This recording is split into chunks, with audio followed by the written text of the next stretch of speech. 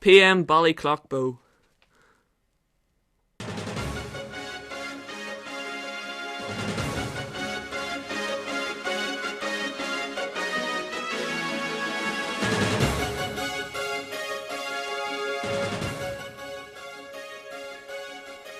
My name is Hello and welcome to this evening's programme. My name is Robert McGibbon and I'll be with you for the next 10 minutes with news, views and music.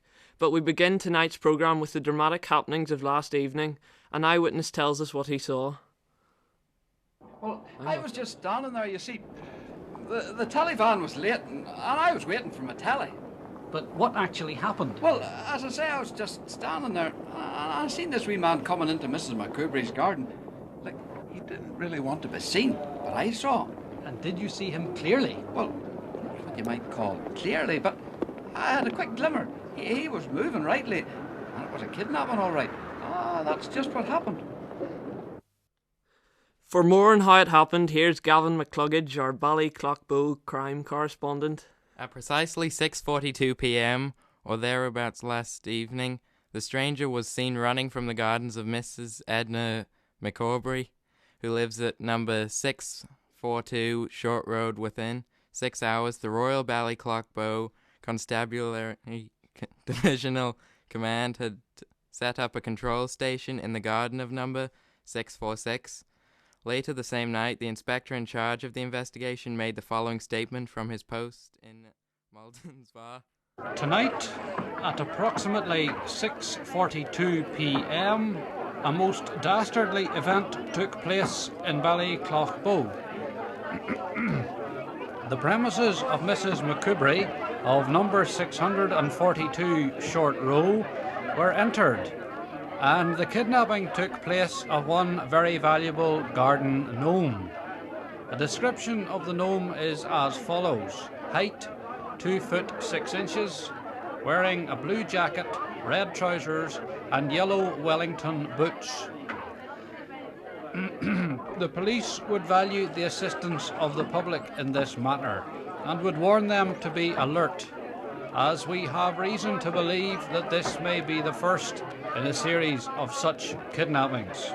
The inspector went on to say that the community of Ballyclockbow should not panic but remain calm and ensure that garden gnomes are accompanied at all times. Thank you, Matty. But why should this wave of crime strike Ballyclockbow at this particular time? Violet Greenfinger is president of the Ballyclockbow Horticultural and Allotments Fellowship. She shared her theories with PM Ballyclockbow. I think there are probably 3 reasons why this kidnapping could have occurred. The first is extremely complicated. So complicated that it would be impossible to deal with in the short time we have available. The second reason is so simple that I feel sure that your listeners will have worked it out for themselves. And the third? The third? The third reason. I'm afraid I've forgotten the third reason. Food for thought indeed. Our main story this evening is dramatic gnome capping here in our town. Our reporter has been out in the streets finding out what people think. Well, actually, it's the fault of the common market. I'm just a visitor here. I don't really know anything about it. I think it was the spacemen what done it. Oh Lord, I don't know. Well, I was just waiting for the Taliban.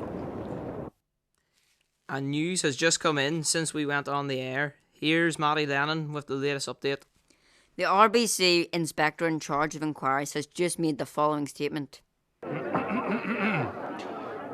At 6:42 p.m. precisely, the following message was found pinned to the jacket of a garden gnome in the garden of number 1, Long Row, Ballyclockbow. It reads, "Gnomes beware. Don't think your wellies will save you. We will be back. Gentlemen, the mystery deepens." And we'll keep you up to date as further news comes in. But I'm afraid that's all from tonight's edition of PM Ballyclockbow.